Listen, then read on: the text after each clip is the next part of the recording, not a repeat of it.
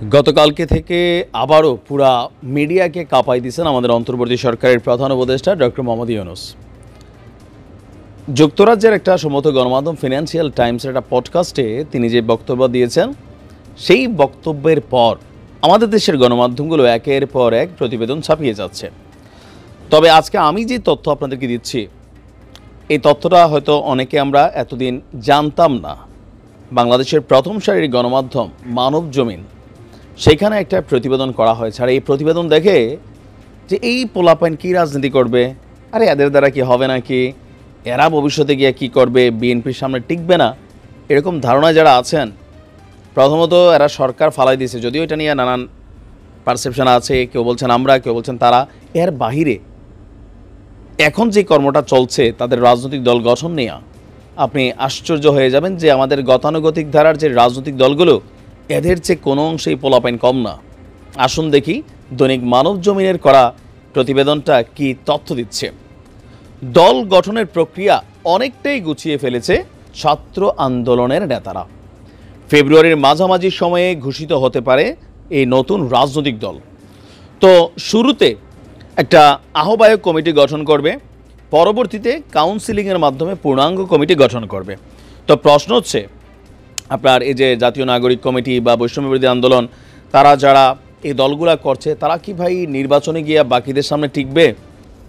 এদের মধ্যে কি এমন কোনো ক্যারেক্টার আছে যে ধরেন লোকাল পর্যায়ে একজন বিএনপি অথবা জামাতের নেতাকে অথবা অন্যান্য আওয়ামী লীগের নেতাকে টেক্কা দিয়া সে মাঠ ক্ষমতায় যাওয়ার মতন? ছাত্ররা বিষয়টা জানে যে এটা এত সোজা না, এই জন্য তারা প্ল্যান বিতে কাজ করতেছে।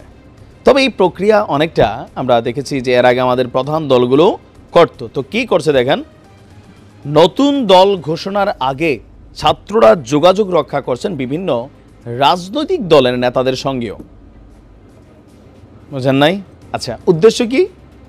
ওই সকল রাজনৈতিক দলের নেতা, বিশেষ করে এগুলো ছোটোখাটো দল বাট জনপ্রিয় ক্যারেক্টার আছে না, ছোটোখাটো দল যে একাই একজন দল, আবার হয়তো 2-4-10টা ভোট আছে, এরকম কিছু দল আছে, বা 200-100 ভোট আছে। জুনায়েদ আহমেদ সাকিব ভাই খুবই ফেমাস একজন ব্যক্তিত্ব, ক্লিন ইমেজ সবার কাছে, হইতে পারে ওনার মতন যারা আছেন। তারপর ভিপি নুরের গণ অধিকার পরিষদের কয়েকটা পার্ট আছে, আরও ছোটোখাটো। তারপরে যে ব্যারিস্টার ফুয়াদের যে এবি পার্টি জামাত থেকে ভাইঙ্গা, যে তারা একটা আলাদা দল করছে। তো এগুলা ব্যক্তি বেসিস কিছু দল। আবার ধরেন আমাদের ব্যারিস্টার আন্দালিব রহমান পার্থ, জাতীয় পার্টির একাংশের তিনি চেয়ারম্যান। সো এরকম কিন্তু অনেক ক্যারেক্টার আছে, আপনি খুঁজতে পাবেন। তারপর হচ্ছে মান্না ভাই, অনেকে আছেন। তো বলা হচ্ছে যে উদ্দেশ্য হচ্ছে তাদের সাথে যোগাযোগ করার, যে তাদেরকে নতুন দলে ভেড়ানো। এছাড়াও বিভিন্ন দলের নেতারাও নিজ থেকেও যোগাযোগ করছেন ছাত্রদের সঙ্গে। এইটা নেতাদের কমন চরিত্র, যারা বিভিন্ন দল থেকে ছাত্রদের সাথে যোগাযোগ করছে। কারণ কি, বড় দলগুলা তাদেরকে স্টেক হোল্ডার হিসেবে রাখলেও আসন টাসন দেয় না। আবার ধরেন খুব বেশি ভ্যালু টেলুও নাই, বাট হয়তো মিডিয়াতে তারা ফেমাস। এই সকল নেতারা লোকালি কিছু জনবল আছে, ভোট টোট আছে। তো এরকম নেতা যারা আছেন, কেউ পজিটিভ মাইন্ডে, কেউ অথবা ভবিষ্যতে যে না এখানে ঢুকলে এমপি হওয়ার সুযোগ আছে, এই জোয়ারের মধ্যে ভোট টোট পামো, এরকম অনেক নেতাও ছাত্রদের সাথে যোগাযোগ করছেন। ছাত্রদের যোগাযোগ হচ্ছে আবার সুশীল সমাজের গুরুত্বপূর্ণ ব্যক্তিদের সঙ্গেও, পলিটিক্যাল দলগুলোর বাইরে। তো আমরা দেখছি যে ছাত্ররা চাচ্ছে তারুণ্য নির্ভর দল গঠন করে সব মত এবং পথের মানুষকে ঠাঁই দিতে। নেতাদের দাবি, মধ্যপন্থার এই নতুন রাজনৈতিক দলটি হবে গণমানুষের দল। জবাবদিহিতা নিশ্চিত করা হবে কেন্দ্র থেকে তৃণমূল পর্যন্ত। আর দল ঘোষণাকে সামনে রেখে পর্যায়ক্রমে পদত্যাগের আমরা কথা শুনছি আসিফ নাহিদদের।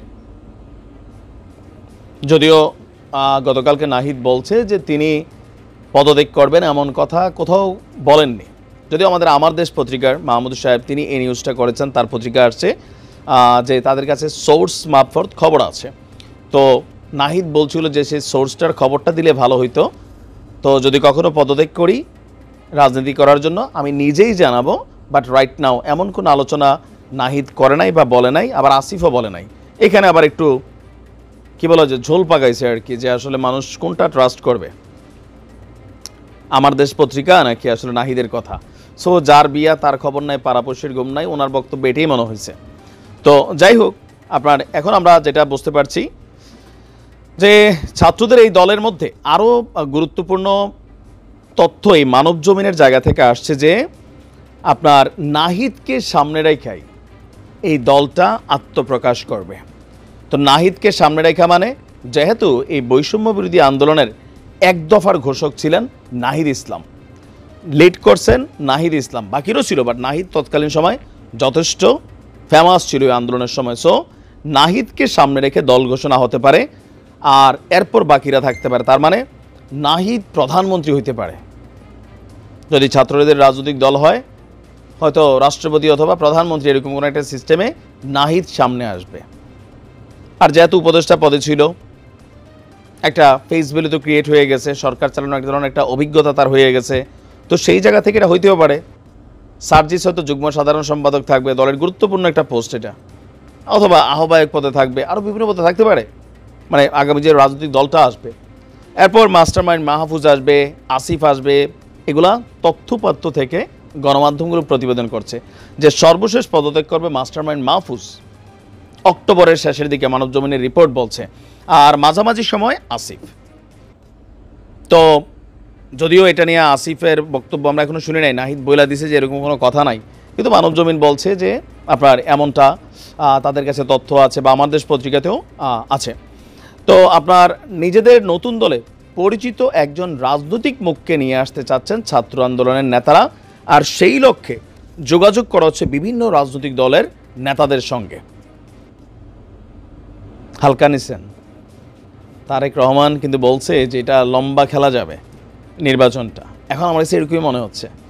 আর ডক্টর ইউনূসের একটা আশীর্বাদ তো আছেই বিভিন্নভাবে, তিনিও চাচ্ছেন তরুণরা বাংলাদেশকে নেতৃত্ব দেখ, তারুণ্য নির্ভর একটা জাতি তিনি দেখতে চান। ইভেন এই আন্দোলনটাতে জীবন দিছে ছাত্ররা, সো এটার যে অর্জনগুলা, এটাকে রক্ষা করতে হলে ছাত্রদেরই থাকতে হবে। ওনার এই ধরনের কথাবার্তা যেটা ফিনান্সিয়াল টাইমসকে দিয়েছেন, একটা ক্লিয়ার মেসেজ ক্রিয়েট করে যে তিনি ছাত্রদেরকে উৎসাহ দিচ্ছেন। এখন আসলে আমার কাছে যতটুকু মনে হচ্ছে যে বিএনপির জন্য বা জামায়াতের জন্য এই বৈষম্য বিরোধী ছাত্র আন্দোলনের প্ল্যাটফর্ম থেকে পলিটিক্যাল একটা মুভমেন্ট, শক্তিশালী একটা নির্বাচন আমরা হয়তো এবার দেখতে পাবো। ত্রিমুখী লড়াই, আর যদি আওয়ামী লীগ আসে চতুর্মুখী লড়াই। আর বাকি যারা আছেন ওইরকম এখানে হাইপ ক্যারেক্টার না।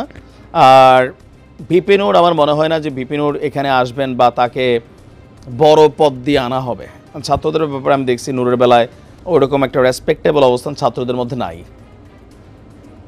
তা আসলে কী ঘটতে যাচ্ছে সেটা সময়ের সাথে বলা যাবে। বাট আমি মনে করি রাজনৈতিক দল বাংলাদেশে ছাত্রদের গঠন করা উচিত।